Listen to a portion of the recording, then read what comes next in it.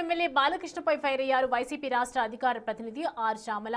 ఎందుకో మీకు బీసీలంటే అంత కక్ష అని ప్రశ్నించారు. హిందూపురం నియోజకవర్గంలో ఒక బీసీ మహిళ వైసీపీ ఇన్ఛార్జ్ కురుబ దీపిక పార్టీ కార్యాలయంపై దాడి చేసి ధ్వంసం చేశారని ఆరోపించారు శ్యామల. ఎక్సైజ్ సీఐని ఫోన్లో దుర్భాషలాడారని బాలకృష్ణ పిఏలు చెప్తే వైసీపీ రాష్ట్ర సహాయ కార్యదర్శి ప్రశాంత్ గౌడ్పై అక్రమంగా కేసు పెట్టారన్నారు. ఇదే సాంప్రదాయం కొనసాగిస్తే రాబోయే రోజుల్లో ప్రతీకార చర్య తప్పదని హెచ్చరించారు శ్యామల. హిందూపూర్లో అసలు ఏం జరుగుతోంది?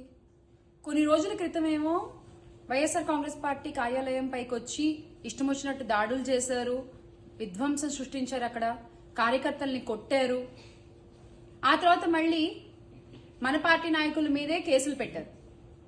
నిన్నటికి నిన్న చూసుకుంటే excise department CI Lakshmi Durgaiah గారేమో మన వైఎస్ఆర్ కాంగ్రెస్ పార్టీ లీడర్ ప్రశాంత్ గౌడ్ మీద అక్రమంగా కేసు పెట్టారు. ఇంత జరుగుతున్నా కూడా హిందూపూర్ ఎమ్మెల్యే గారు గౌరవ నందమూరి బాలకృష్ణ గారు ఎందుకు మాట్లాడట్లేదు, ఎందుకు ఆయన స్పందించట్లేదు?